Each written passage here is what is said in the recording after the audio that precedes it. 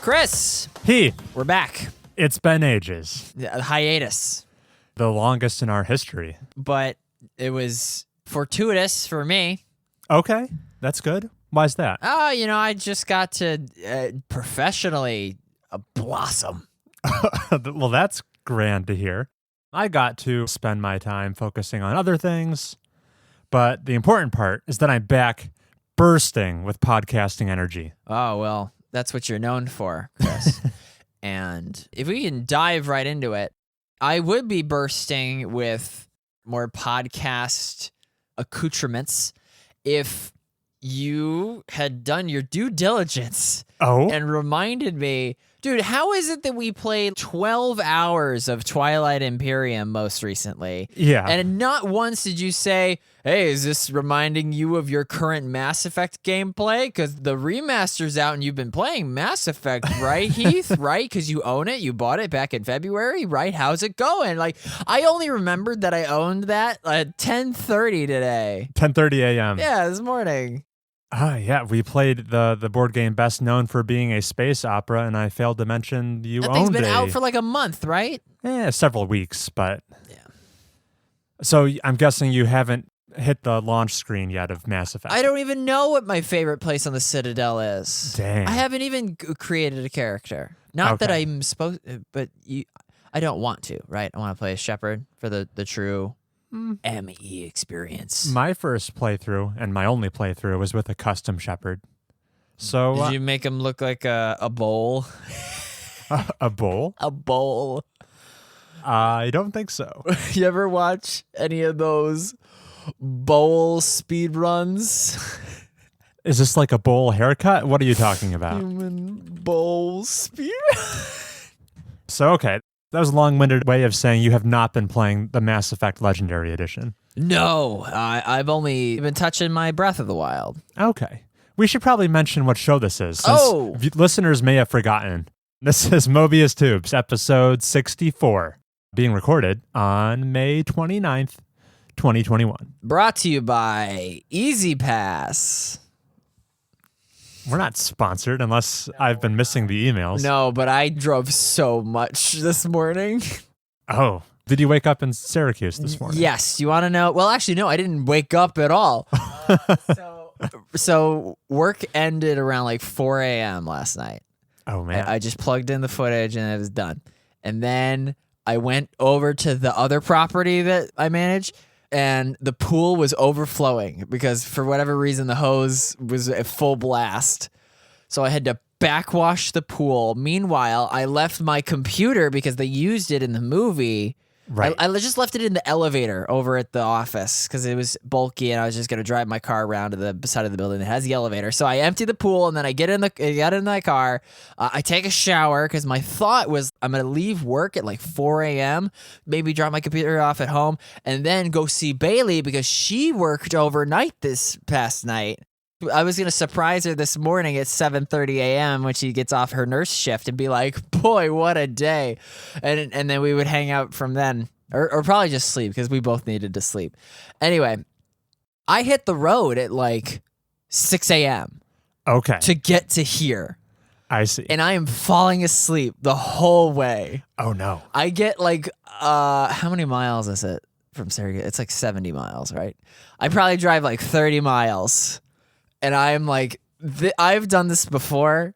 I'm gonna get in an accident if that's dangerous. If I don't do anything. So I pull into one of those Rest stops? Not a rest stop, not a middle school DC field trip rest stop, Starbucks gas station. I pull into a text stop. Have you ever pulled into a text stop? Maybe once. Rarely. So what is a text stop, Chris? I remember it's just like a part of the road that's just a bit wider. It's separate. Okay. There's like greenery between the actual highway and the regular. And so I pull into it, right? And there's mostly just truckers that are texting truck memes to each other. But I pull into the thing and I'm like, okay, I'm just going to nap for like 20 minutes. And I'm going to just get on back on the show and get to Bailey. I left my computer at the office. Oh, no. Okay, I'll nap. I'll go get it. and then I'll rendezvous with Bailey. I had driven. I was 40 minutes from either destination. I could not have been more equidistant. So I fall asleep. I wake up at 10 a.m.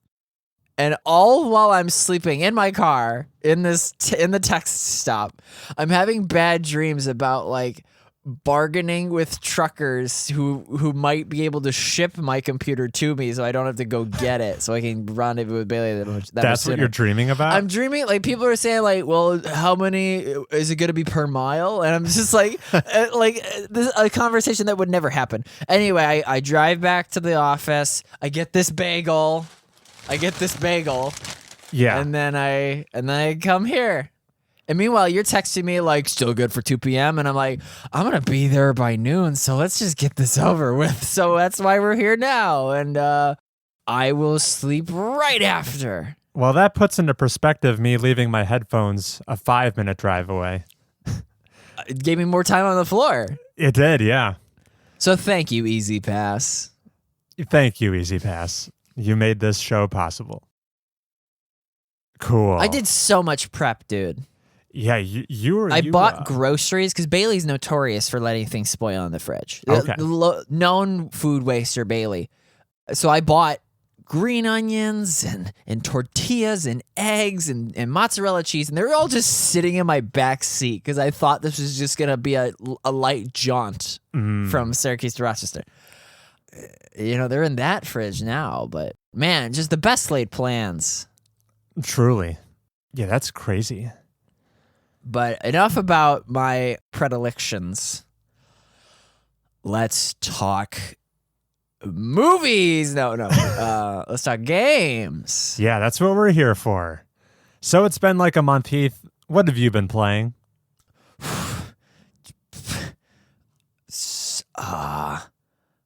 You mentioned some Breath of the Wild. What else did I do? Yeah, Breath of the Wild.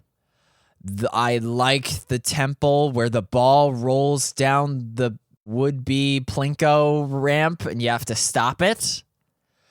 I liked the it's probably just the Shrine of Ooga Booga. It's just a motion-controlled golf, like big mallet, and you have to nice shot into the circle. That is a noteworthy one. That's a good one.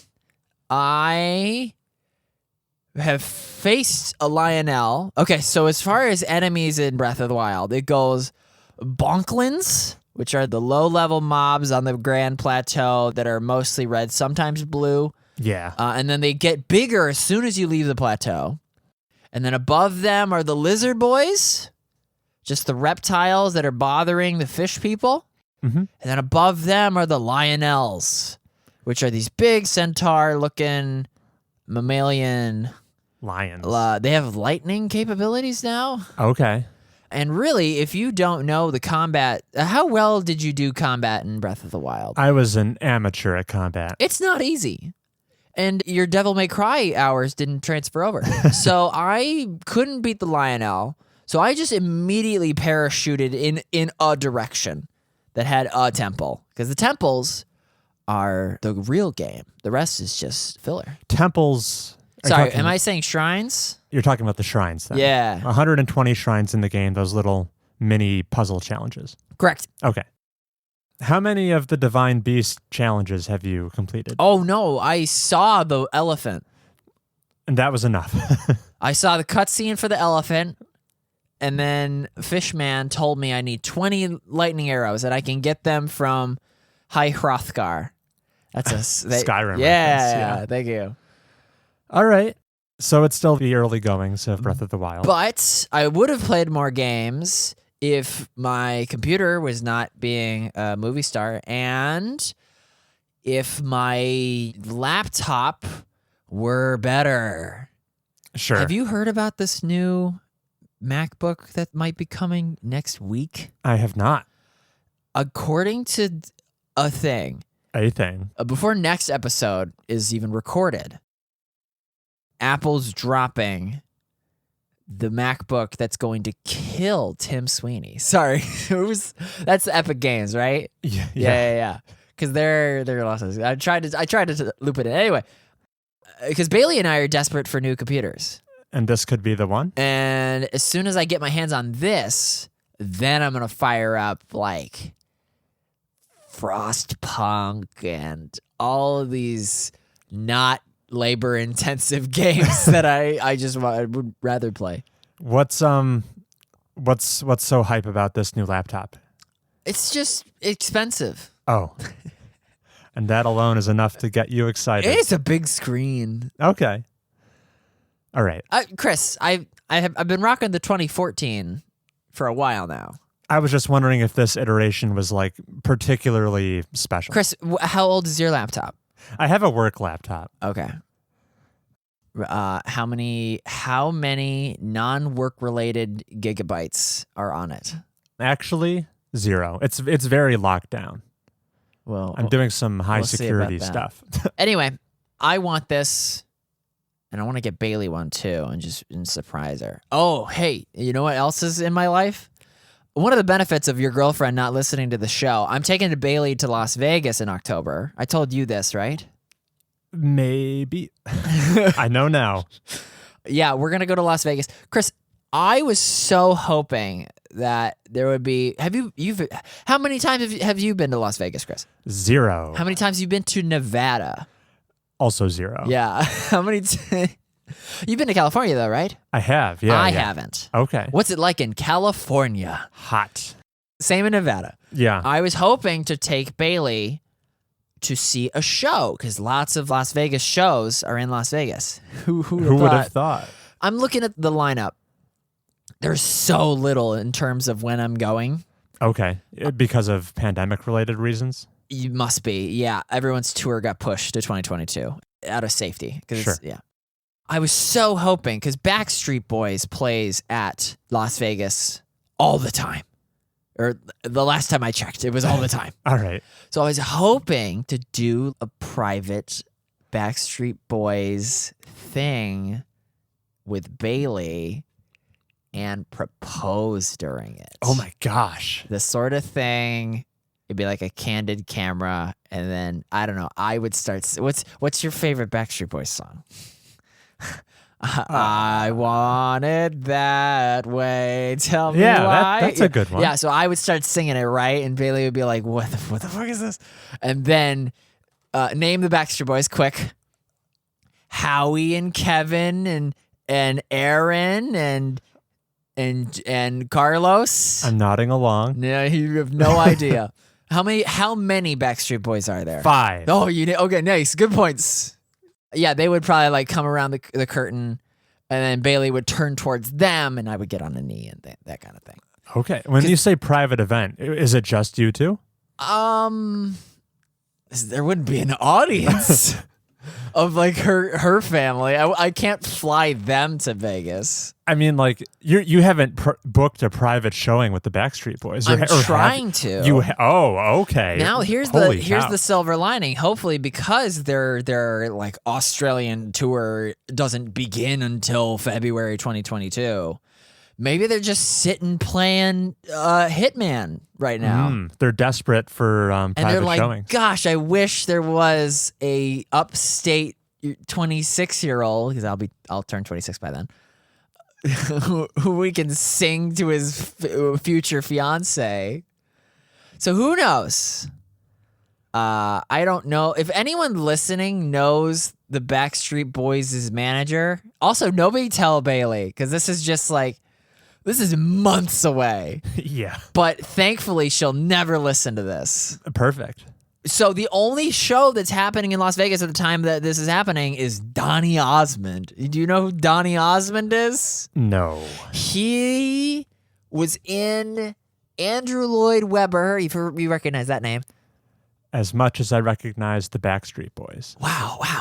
What do you, wow. Okay. Now, if I say Dragon Age character, you'll be like, oh yeah.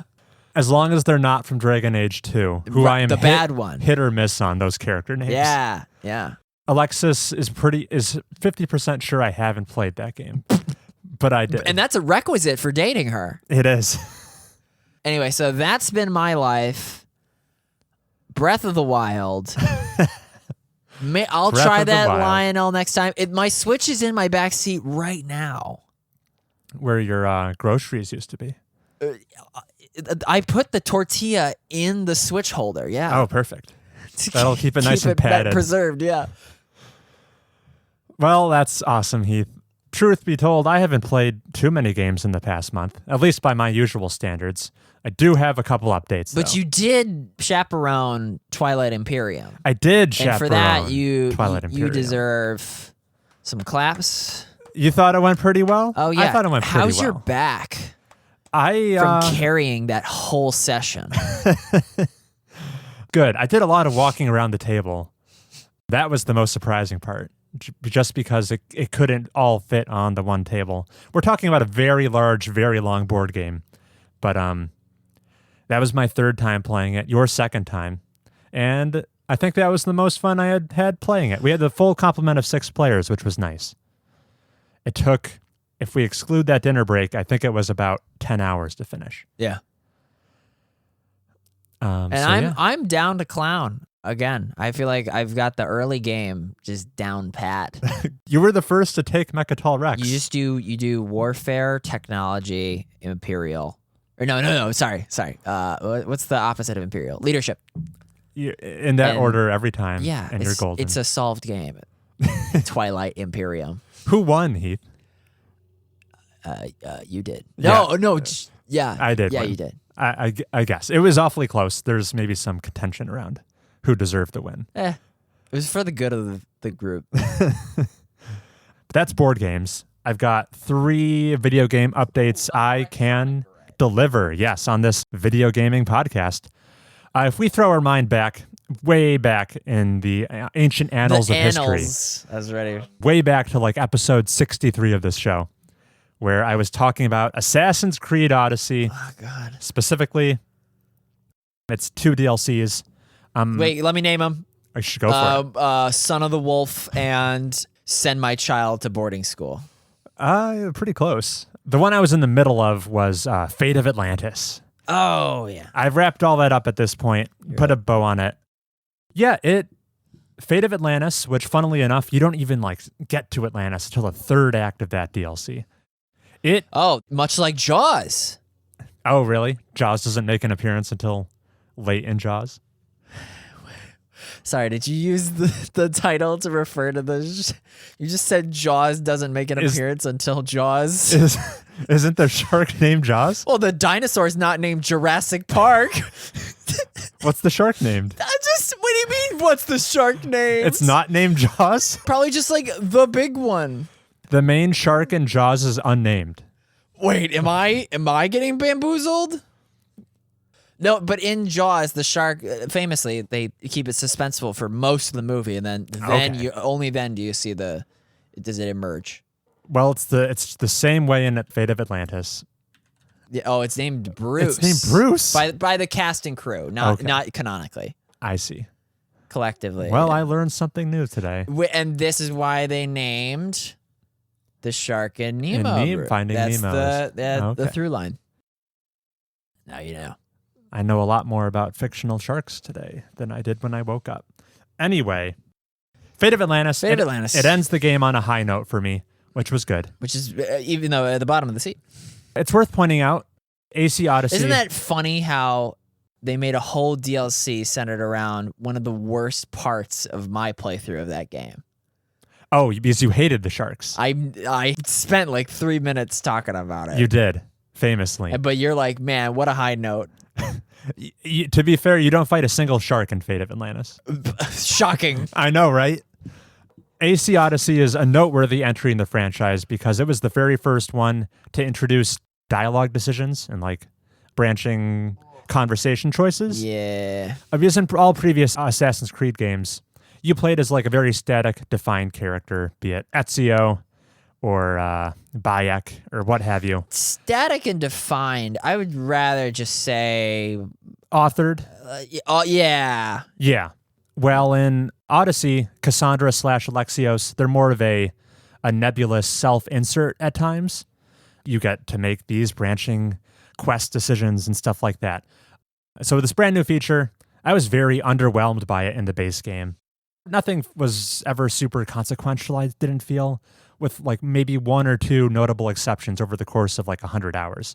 So, for making such a big deal about this new feature in the game, I thought it was fairly ho-hum until this last DLC, where they made good on the promise, actually. They did some interesting stuff with narrative decision-making. Stuff like quest givers that would maybe not give you the whole story and they'd kind of like be using you as a tool unbeknownst to you. There would be times where you were kind of playing both sides of this conflict, kind of like trying to ingratiate yourself with two factions who were at odds with each other, and you needed to very carefully thread the needle between them, trying not to upset either party. You do this with all the decisions you make in the quests and which quests you decide to undertake. I thought it was pretty well done, and they even threw in one moral choice that gave me pause, which at no point in the base game had ever happened to me. So yeah, I actually cared a little bit about what was happening in these quests. So bravo to Fate of Atlantis for being a pretty good swan song for AC Odyssey. Well, now I gotta know, what's the decision that gave you pause? I can tell you the nitty-gritty details off air if you want, but I had to do with like a certain character you had really known at this point and figuring out you had to pass judgment on whether or not he deserved redemption. And it was a tricky thing. It was not Barnabas. El Pinor. I'll leave it up to the listeners to guess. Okay, that was AC Odyssey. Maybe I'll really never talk about it again at this point. Moving on to Tacoma. Tacoma by Fulbright Studio, who we know from Gone Home. I like Gone Home. We're both fans of Gone Home here. Tacoma, very similar in structure. This is another first-person walking simulator. But instead of...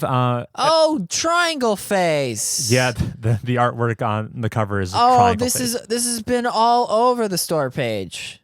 So this is a little bit older. It came out in 2017. I think it's Fulbright's only other game besides Gone Home that I'm aware of. Very similar in structure. Instead of exploring this vacant house in the 90s, you are maybe more interestingly exploring Tacoma Station, which is a space station orbiting the Earth. It, much like the house in Gone Home, is vacant. All the interesting events of the story have already taken place. You come in as this kind of corporate contractor who's just there to like retrieve some data off a computer. Return of the Obra Dinn? It's not... I don't like it nearly as much as Obra Dinn, but... The Tacoma Dinn? You show up on the station. You're just there to grab some data, but you're also going to unravel the events of the past couple days of things that happened right before you arrived. The events involving these Teletubbies. Those are holograms of the station's crew members, of which I think there are 6 of them. Here's how it works. It's a walking simulator. The emphasis is on the story. As you would expect, you walk into rooms. There's environmental storytelling, like how objects around the room are spread out. It kind of gives you some insight into what happened. But this game's gimmick is that since it's set in near future sci-fi setting, you have this like rewind functionality device, which lets you replay scenes over the past however many months the crew has been living aboard this station. Take note, telling lies / her story. And since it's this cool sci-fi rewinder, instead of video, it's kind of this hologram recreation. This is straight up Detroit Become Human. In setting, or what do you mean? Exactly hologram timeline playthrough rewind forensic funsies. Yeah, there's a lot of overlap, definitely. Which came out first? Tacoma came out first. Ooh! David Cage is a hack once again. I mean, they're only like 1 year apart. I don't think that's enough time to create Detroit Become Human from scratch. Is this a French game? Fulbright. I don't know where Fulbright is located. Probably not France. Portland, Oregon. Okay, so David in Canada looked down at Oregon and saw this cool timeline rewind storytelling mechanism and said, I will put this in my game. I haven't even gotten to the best part yet. Okay. You're seeing these events on the station unfold, not always in chronological order, so you need to kind of piece together the timeline in your head. you're figuring out the relationships between the characters. Like, ooh, sometimes you'll kind of figure out, oh, there's beef exists between these two because of this scene I saw a couple hours ago. Or, okay, these two characters are in a romantic relationship, or these two characters get along and are chummy. You kind of figure out the social dynamics at play. But the coolest part about these replay scenes that you watch is, and here's the gimmick, when you're watching these scenes unfold, there's so much going on, you can never observe it all at once. Yeah, Return of the Obra Dinn. Yeah. Is there sound proximity? There is. So where you walk over, I mean, it plants you in front of these two characters at the coffee table, but you can walk down the corridor and find the sneaky bastard. You absolutely can. Yes. Yeah. So multiple conversations are happening concurrently. So you can only dedicate your focus to like one or the other at one time. Within your earshot. Within your earshot. Oh, Chris, I like this game. There'll be one character like in a side room off by himself doing something that is plot relevant that you need to go find him and do it. Yeah. For example, I was watching two characters having a conversation, and then there's a big explosion that gets their attention and they go running to go check it out. I could have been watching what led up to that explosion at the same time that conversation was happening. So that's where the rewinding comes into play. There's far too much for you to take in just one watch. So there's a super handy-dandy UI elements that help you scrub through the footage. You can fast forward, you can rewind. In stark contrast to Telling Lies, which was kind of really clunky in this regard, this is user-friendly through the roof. Would Bailey like it, though? Yes. Or is she going to see the art style and say, no thanks? Yeah, so since this is a relatively low-budget indie game, the character models are not very detailed. They're just these silhouette outlines that are color-coded to match, to show you which character is which. But I think she could definitely look past that because these characters get fleshed out over the game's really short runtime. This is like 2 hours, 2.5 maybe. Okay, all right. Single sitting. How much platforming is there?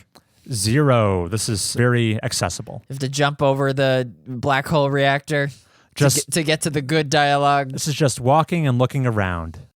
So yeah, it's really cool. It's actually, the idea behind all these conversations happening in parallel was inspired by a stage play, actually. Sleep No More. Yep. It's put on by the Punch Drunk Theater Company. It's an adaptation of Shakespeare's Macbeth. Which also happens in space. No. But instead of being like a normal stage play, it takes place across multiple rooms, and if you go and see it, conversations are happening at the same time. I'm assuming... that bothers me. I'm assuming you can't see it all in one viewing. What a racket. Which maybe nickels and dimes the audience. Oh my God, it's like the ending of Clue. Yeah, you actually can absorb the whole plot at once because... do they do the Center for Tomorrow at Disney World Rotunda? Can you pick which conversation to listen to? Yeah. You, as the audience member, are not restricted to be in one room. You can wander freely and observe the events that you're interested in. What's the speed run strat? What's the canon viewership?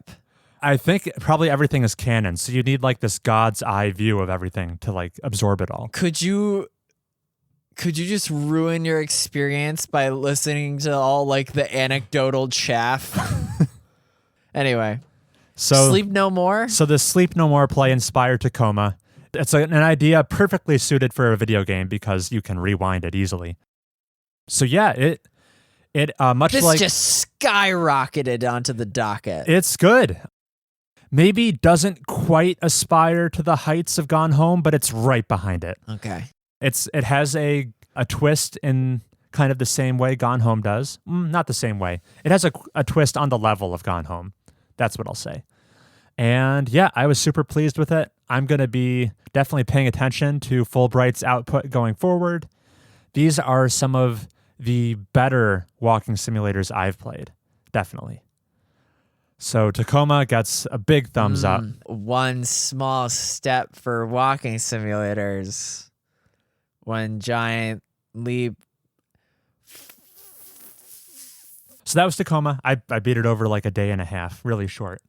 And then the last thing I've been playing in our month-long absence was I dipped back into Slay the Spire. Yeah. This is the deck building card game roguelite game that has you climbing the 50 stories of a fictional spire, fighting monsters until you get to the big boss at the end of Act 3. And it's a whale. You don't actually fight the whale. The whale only shows up right at the beginning and gives you stuff. Come to think of it, maybe the whale... he's the boss of the fate of Atlantis. The whale seems really out of place now that I'm thinking about it. Okay. Well, the whole art style is kind of gross. It's not the best. You play it for the mechanics, not the visuals. That's for sure. This is a game I've been dipping into over the years. I've publicized it as a fave of mine. However, I've always felt like kind of a Slay the Spire poser. Here's why.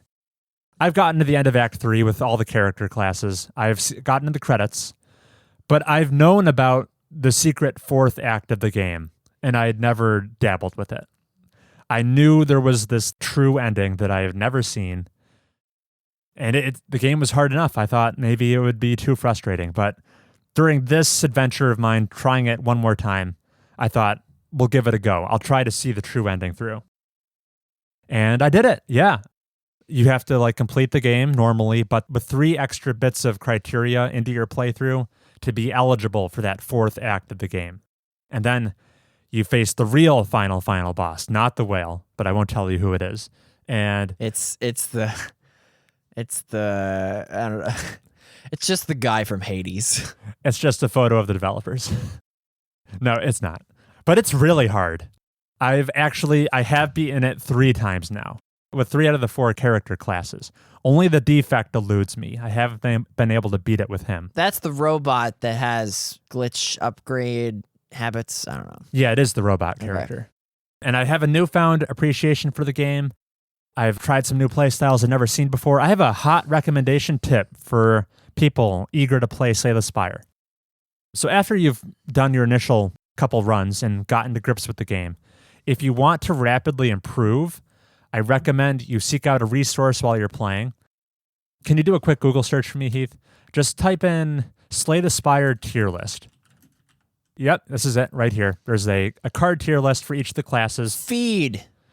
Immolate. Because as over the course of a run of Slay the Spire, Seek. After every encounter, you usually get to choose 1 out of 3 cards to add to your deck. And without being a high-level player, it's not always obvious which ones are worth investing in. This tier list website kind of guided me a little bit on knowing which cards were definitively better than others. So with this helping me, I was able to see it through the true ending. I got to see more of the mechanics in the game that I might have, unbeknownst to me, been ignoring. Oh, so you didn't feel too guilty. I did not feel guilty, especially because the ratings this website assigns to the cards sometimes lack context. So a C tier card could be just what I need for my particular deck. So it's not a universal, but it is never add strike or defend. Yeah, those are just starting cards that are in your deck by default. Okay. But yeah, this is a useful resource. It's good food for thought. I think it will be beneficial to a lot of players. It made me enjoy the game even more, so I felt obligated to recommend it. And I got some newfound appreciation for one element of design in this game.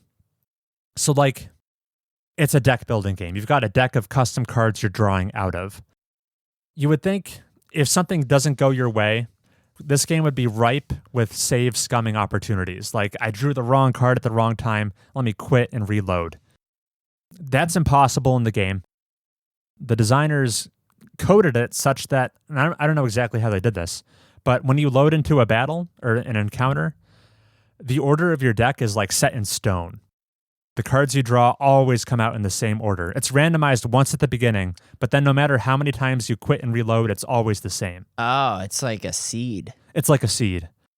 However, if you're not satisfied with the order you played cards or a decision you made, you can pay them. No, you can quit and basically start your current encounter over again. So it feels like a happy medium to me where you're not super punished for making a mistake or a card playing mistake because you can just start over the current encounter, but you don't get into the situation where players are just hoping for the perfect RNG. The sequence of God cards. Exactly. Okay. So it's a happy medium there. And I thought, like, oh, clearly the deck is set in stone. If I reload an encounter, nothing will really change. Obviously, I'm making the best choices every time. When I got to that final boss, Heath, it was so hard, but I was so invested because, like, I'd never gotten this far before, that when I realized I was fighting a losing battle, I said, no, I'm not quitting. I can do this better. So I quit, and I did that encounter probably like 5 or 6 times. And I was shocked at how big of a difference just like opting to not play one card and play another one did make over the course of that battle, to the point where my first attempt, I think I was dead in the water turn 3. I was going to die. 2, eventually actually beating the final boss just by subtly changing a couple things about which cards I played. It made a huge difference. It basically made me realize that the skill ceiling for this game is a lot higher than I realized. So that's cool. That final boss is rough. It's really well balanced. On one time I beat it with like I actually had 1 hit point out of 80 remaining. It was that close. I was sweating, dude. Slay the Spire is great. I don't feel like a poser anymore, even though I used that tier list to inform my decisions. But yeah, it was fun. That was maybe the most fun I had playing the game. I really have no excuse to not play it now. Now you've got Tacoma to play and Slay the Spire. Well, Tacoma's first, yeah. You can bang that out quick. Yeah. So that's really everything I've played over the past month and a half or however long it's been since we recorded. And yeah. What do you want to talk about for the rest of this show? Well, we've got news and we have an email, believe it or not. Yay! So stay tuned for that. But for now, let's take a break.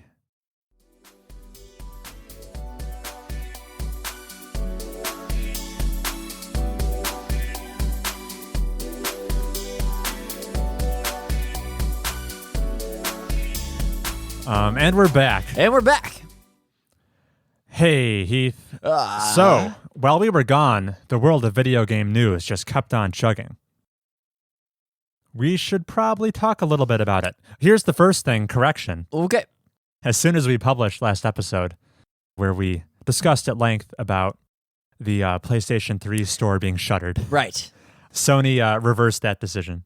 So thanks to the backlash. Yeah, thanks to the backlash. So we played our part. We really convinced them. Our arguments were that sound. But yeah, so that's good. I mean, now it's not a matter of if the store is closed, but when, right? Those stores are still going to close, but not this year. It's going to be like in 2022 or 2023. Or just when the battery doesn't work anymore. When the console's batteries don't work anymore. Right. So that was relevant to the PlayStation 3 store and the PlayStation Vita store. Worth noting, even though the stores are remaining up and operational, Sony is still making it so developers cannot release new Vita games. I know. Good. I don't know. I've heard, the Vita is a very niche market, but this caught developers off guard. This wasn't communicated to them. Some that had planned releases for later this year just had to cancel their games because they weren't going to make it in time. Oh, yikes. So I've even heard cases where like Sony was totally cool selling new development kits to developers this year, being fully aware that those kits would never produce new games because the store was being shut down. That's pretty scummy. That's just poor planning. I mean, I guess. Poor planning. I'd call it like incompetence. What do you mean by poor planning? Well, they just gave them the dev kits, right? They had to buy them. Oh, that's... The developers paid money to get them. That's scumtastic. Yeah, that's what I'm getting at. Okay. I'm sure Sony isn't making like a big profit off them, but no, they have to pay for them. Okay. So yeah, that's just the update to that story. You can still buy PS3 and Vita games. Like Persona 3 PS. Yeah, that's probably on there. Sorry. Fez. When I said PS, I combined Fez, F-E-S, and Portable. I see. Yeah, you did combine those. All right. So that news out of the way. You want to talk about niche Fortnite crossovers? Oh, and we already did recently. Yeah, we did recently. You gave me a whole little game to play where I was predicting which crossovers actually happened in Fortnite. And I figured the only ones since then were Stranger Things has already been in there a while. Is that a new musician or what? Tell me, Heath, when I say the word Mistborn, what do you think of? Slime Punk Dig or whatever. What's that game that you said you were certain I knew? Oh, SteamWorld Dig. Yeah, what did I call it? Slime Punk Dig. Yeah, I thought it was SteamWorld. But no, Mistborn? Yeah, Mistborn. Never heard of it. So this is how you get Chris to mention Fortnite on the podcast. How do I even... This is just baffling. Mistborn is a well-regarded, but I assume kind of niche fantasy novel series. It's by Brandon Sanderson. Oh. He writes lots of fantasy books. He's very prolific. But one of the main characters from the Mistborn series, Kelsier, is arriving in Fortnite. Yeah, there he is. Baffling. What audience is this attracting? I guess me. I guess this is tailored to me. I read these books. This is a literary character. This is noteworthy for being the very first literary crossover with Fortnite. Next up is who? Tom Sawyer? You basically. With a gun? I guess Harry Potter could be books or movies. A long way from Cosmere, Kelsier is here to get a victory royale. Tomato Town. It's just so... It seems so out of place to me. This is I suppose it's just a skin and he doesn't have unique mechanics associated with him. But if he did, it'd be really cool because he could fly all over the place using metal. So we've had movies, other games, and now books. And musicians. Now we just need real people. Did you ever hear about the Polish Prime Minister that's in Tekken? I did not, no. Yeah, Lydia Sobieska has a character. She is Poland's prime minister, current prime minister. Is a playable character in Tekken 7. She's like a karate master or whatever. Is she actually good at martial arts? No, she has no martial arts background. Why is she in Tekken? Why is she in Tekken?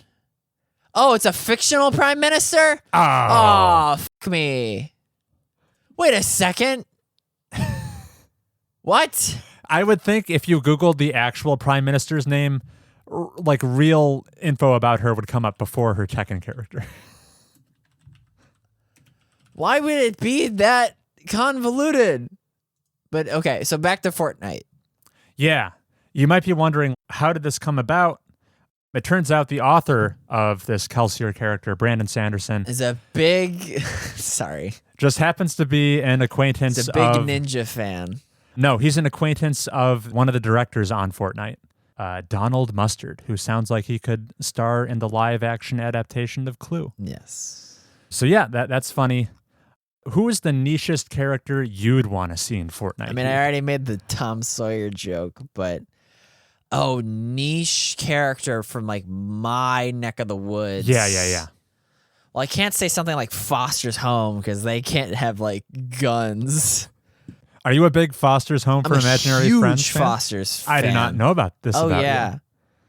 I have a friend at work that made a Foster's Home reference, and I was like, is that a Foster's Home reference? And they said, yeah. And then I mentioned it to another coworker who was like, oh, yeah, Foster's Home. And I was like, what do you mean? I'm the only person that likes Foster's Home. The only place I can watch it is on Daily Motion. So, oh, really?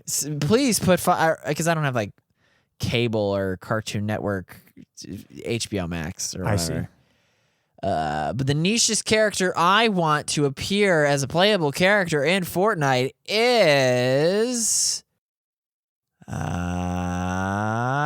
Grylls. Bear Grylls? Yeah. Who's that? The Man vs. Wild guy. Okay. I'm Bear Grylls, and today I'm going to tell you how to survive the blistering heat of the Sahara Desert. Tilted Towers. All right. We can keep this conversation about Epic Games going because guess what, Heath? They settled? That Epic versus Apple trial, the argument phase of it is over. It concluded. Who won? the verdict has not been reached, but the trial itself is over. This has been a long time coming. It's not a jury trial. It's going to be decided on by just the judge. Don't know when that verdict is coming out. However, experts have their predictions. The predictions have been made. It seems like while the judge won't rule totally in favor of Epic Games, it seems like they're going to force Apple to make some concessions or change their policy. That makes sense. Around how they charge for digital distribution on the App Store. We did it. Yeah, I mean, we saved the digital games marketplace. It seems like it could become a bit friendlier for small developers, so that's good. I was just going to say, I wish I was even more informed about the trial proceedings because by all accounts, this was a pretty interesting trial. Oh, are you reading the transcript? I've read some of the transcript. There are funny lines, right? There are super funny What ones lines. were you thinking of? One of the attorneys says something, and then either the judge or another council member says it back and is like, V-Bucks. They have to talk about all this video game terminology. Fish out of water vernacular was so funny. It's especially funny because this is like a big, important trial for digital distribution everywhere. This could affect consoles. This could affect any digital marketplace and how it gets monetized. Unfortunately, I couldn't find any video of the trial, only like audio recordings, and they weren't always the best quality. Otherwise, I'd probably have sat down and watched quite a bit of this. Yeah, the banana. Yeah, Epic's attorney seemed to remember in an exchange with another person, quote, "And we have a large yellow banana here, don't we? In a tuxedo? Yes, that is Peely. We thought it better to go with the suit rather than the naked banana since we are in federal court this morning. Don't you think? Without a peel is a little livacious." "It is just a banana, ma'am," said the attorney. It's great. They had to argue some pretty interesting things at the beginning of the trial around the definition of a game exactly. Oh my God. What is art? Yeah, I mean, it's kind of hearkening back to conversations we've had. Here's some noteworthy examples. Epic and Apple games during the trial had to discuss whether apps such as Minecraft and Roblox should be defined as games or metaverses. That's because of like the quantity of different experiences you can have within them, how they're kind of like just, they are tools for creating experiences that have nothing to do with the game of Minecraft when you're using it to like build a circuit or something. Or Roblox has tons of user-generated content, I believe, that is like really out there. And I think the reason they were trying to draw this distinction was because apps that are classified as games had to pay a higher cut on the App Store than like lifestyle productivity apps. Productivity apps, exactly. The majority of revenue coming from the App Store comes from games because they get charged this higher rate. So Epic was trying to argue that much like Roblox, which did get defined as a metaverse, Fortnite is not a game, it's a metaverse. I overruled. That's not objection. It's this platform for things like live concerts with Travis Scott. It's this live, living, breathing universe that people just hang out in and socialize in. And it's this kind of like this medium for all sorts of experiences. So they were trying to classify Fortnite as this metaverse. Chris, if my textbook, like if my biology textbook has a photograph of a celebrity, that doesn't make it a magazine. Fortnite is a game. Just because it had a Travis Scott concert doesn't mean it's some transformative piece of software. I object. I think there's room for discussion there. There's some gray area. Wild. And then that's what Apple would have argued, while Epic was trying to claim that it had greater reach than a mere game would. So yeah, it's been a very weird trial. And then documents got leaked. It seems like every player in the video game industry was somehow involved in this. Microsoft was involved, kind of in Epic's corner, and had some of their documents leaked. This isn't really relevant to the court proceedings, but for some reason, Microsoft had like their internal people review The Last of Us Part 2 when that was coming out and gave it a glowing review that Inflated scores? I mean, this was a review that was never meant to see the light of day, so it didn't inflate scores. This was just a purely internal Microsoft document. But it was funny to see like how much Microsoft admired their competitors' work. And well, maybe they would have bought Naughty Dog instead of Bethesda. Wait, no, Sony owns Naughty Dog. I mean, like they could buy it from Sony, hypothetically. Yeah. But the funny part was, despite all their praise, because no one was ever supposed to see this, so they could be super blunt, there was like a throwaway line or two where they just said, Naughty Dog still does not know how to make gunplay. That's funny. It is funny. That's very funny. But they had so many nice things to say about it, but then just a couple. Damn, they still can't get it. I like that. There are dozens of funny anecdotes that came out of this trial that... We are all the beneficiaries. Yeah. Of. So, yeah, if you have a chance, look into this trial. It's a hoot.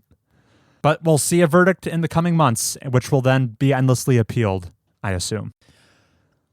I don't know what to tell you, Chris. I still love both of these companies. Okay. Epic just gave me Among Us, the game that I most wanted this year. It was free on the Epic Store. Yeah, and Apple's going to give me a new laptop.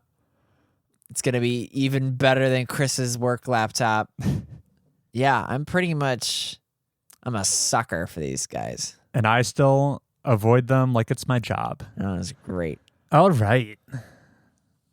Next news. What other news do we have? The next Assassin's Creed installment is going to be just as boring as Origins and Odyssey. Is there news around the next? Oh, wait, no. Wait, did I get that in reverse? Are you thinking of Far Cry? No. Why would I ever think of Far Cry? Oh, wait, no. I would like Giancarlo Esposito. I read something about how, as far as the schism between the new open world Assassin's Creeds and the OG Assassin's Creeds, the Old Testament, I heard that the following installment is gonna be maybe a return to form. Okay. With the blending in and the more assassiny action. Rather than some joyless Misthios action. I have heard them refer to the past 3 games as a trilogy, which might imply they're ready to move on to something new. That something new could be a return to form. No, I kind of like that the trilogy starts with Origins. Starts with Origins, then goes back even further with Odyssey, and then jumps way ahead with Valhalla. Yeah. But I like that because Origins is like the beginning and Valhalla is like the heaven, right? Oh, yeah. Yeah. Who cares? I only care about the next one, right? Because I wouldn't like Valhalla, would I? No, you wouldn't. Not that I've played it, but I can tell you that. Thank you. Thank you for a sure thing. Thank you for providing the service. E3 is around the corner. We'll have a lot of news then. And by E3, you mean digital. June? Digital E3 will be June, yeah. Yeah. The next Call of Duty game is going to be another World War II one. Oh, it will? Which seems super early. I was thinking the same thing. They're returning that well pretty fast. We already did it. 2017 was World War II. We could have skipped World War II this decade. Damn. And gotten back to it in the 2030s. And even then, they'd be like, the old ones are still good. That appeals to me more than the contemporary setting, but not that I'm a big Call of Duty fan. Yeah. All right. Sounds like news is winding down. Well, quick. Are we in quarter 3 yet? No, that'll be the beginning of July. Okay. You never seem to fully wrap your head around the idea of quarters of the year. It's just every 3 months. Oh, you did me so dirty with that. It's been a recurring thing. Oh, my God.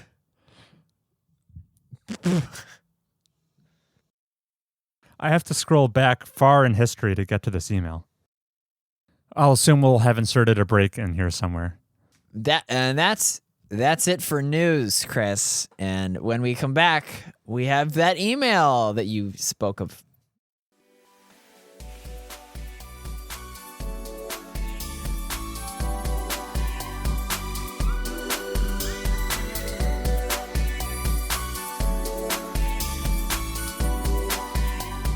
And we're back. Folks, if you want to email in, all you got to do is go to mobiustubespodcast@gmail.com and tell us all about how much you love walking and talking. Yeah, those are two of my favorite things. We have an email this week. Comes from Ben from New Zealand, who just wanted to apologize to Ben. We got this email right after we recorded last time and then took a month-long hiatus. So it's been a while. Wow. But we're better late than never. Here's what Ben... The clocks... the clocks run backwards in his part of the world. So, Southern Hemisphere. So he'll get this... The time distortion will be like nothing ever changed. Anyway, good day, mate. Hey, team. This is what Ben says. Yeah. Appreciate the podcast. I found out about it from the Patient Gamers subreddit about a year ago and have loved it ever since. Now that we are well and truly into next gen, quote unquote, I would like to know what your top game or games from the previous gen would be and why. He's referring to the Xbox One and PS4 timeline. Cheers from New Zealand, Ben. Quick, just rattle them off. Don't even think about it. You're going to want to type 8th generation. No, my favorite is Wii Sports. So yeah, I guess we're currently in the 9th generation of consoles now. Uh-huh. So he wants us to look back at the 8th gen. And I already see one of mine. What were our favorites and why? This is referring to 2013 to 2020, that time period. Heath, you said you spotted some favorites, but I'll give you a second to gather your thoughts and look stuff over. Oh, did you already make a matrix? I constantly have at the forefront of my mind what my favorite games are. No, you're going to make me do this. No, take your time. It's no problem.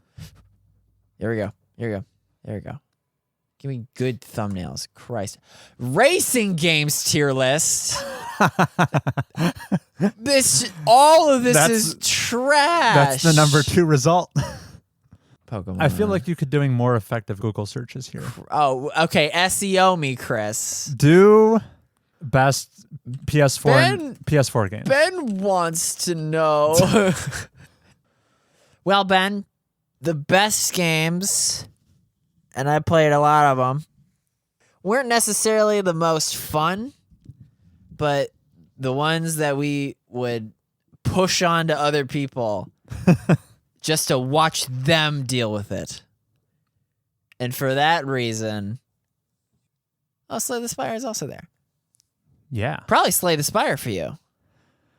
It doesn't crack my top tier. I mean, I could rattle off dozens of games, and it would be there. Yeah. But I'm going to try to keep this concise for Ben.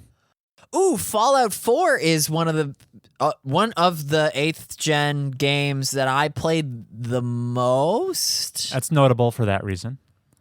But it wasn't the best because it's no Inside.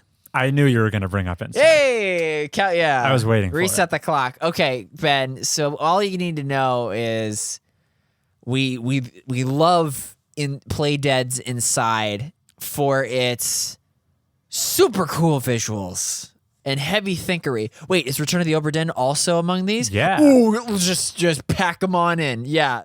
Keep suggesting games that ought to be on my list. Ought to be on your list? Well, obviously, Outer Wilds. Yeah. Which the DLC's coming out real soon. What? Right? It hasn't been officially announced, but according to SteamDB, it looks like they have a DLC entry. That's bizarre to me. This game... Eye of the Universe. Doesn't seem like it would need expansion content. It needs more. I might not put Disco Elysium on the best of for that Didn't expect generation. You to. But it was cool. Death Stranding? Oh, yeah, dude. Yeah?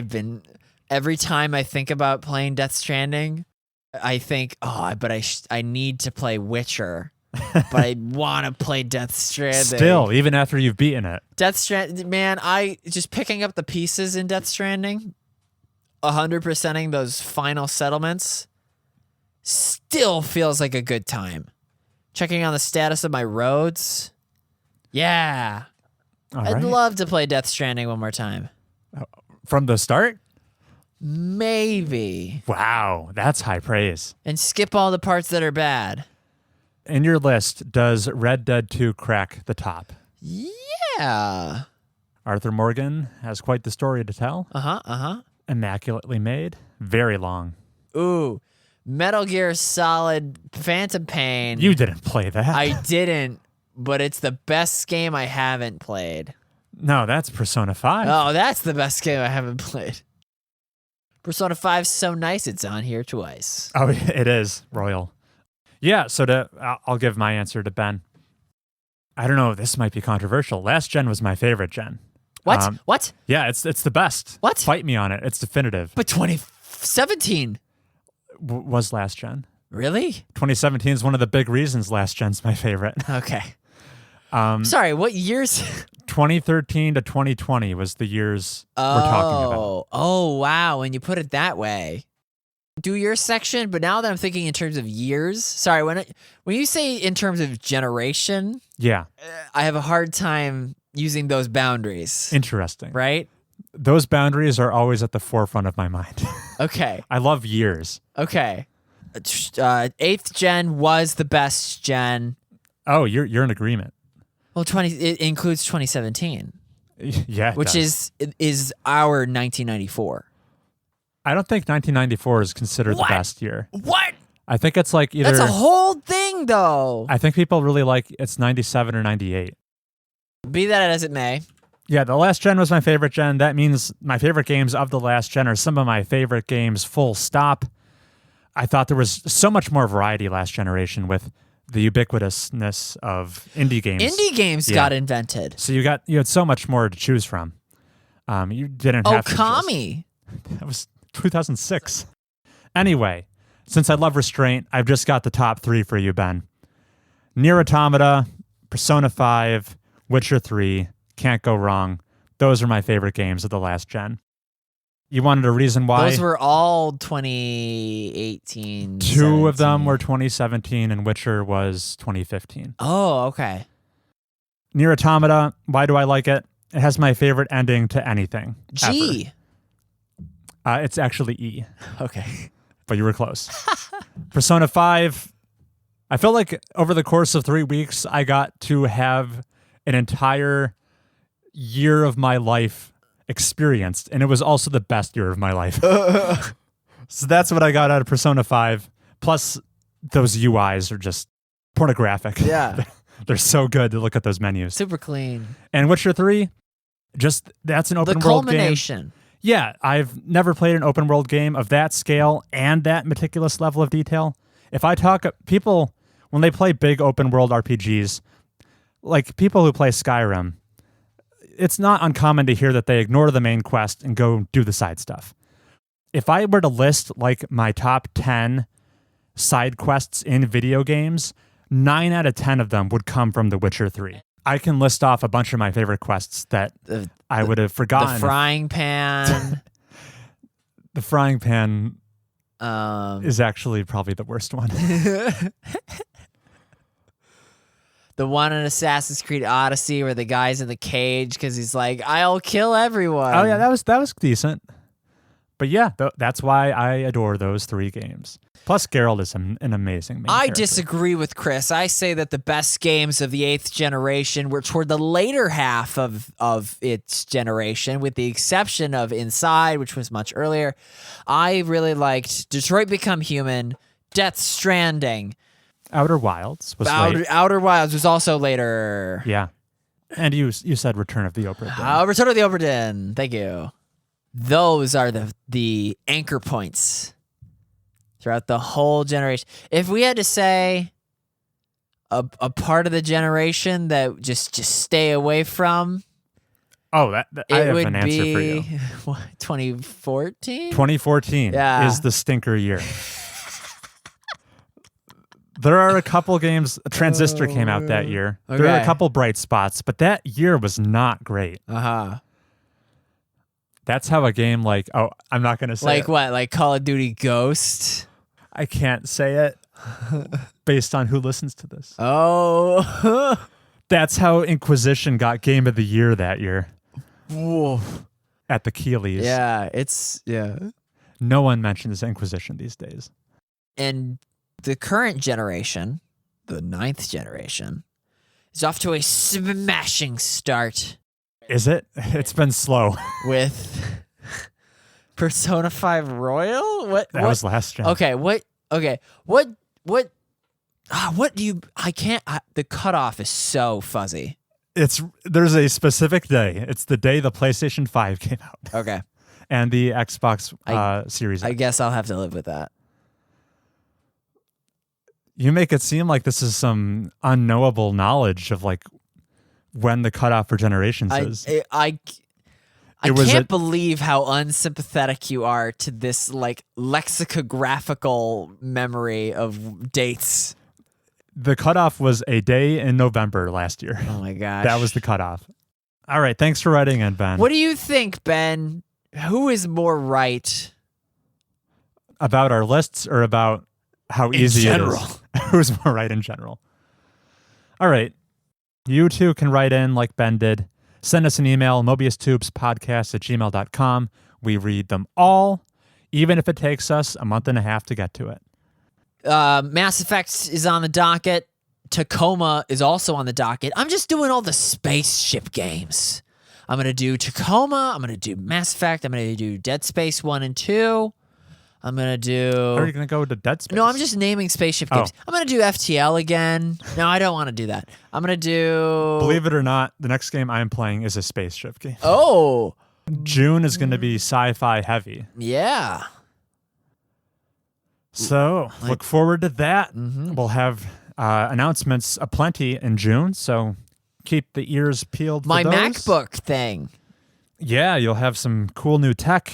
To play low minimum requirement games on it.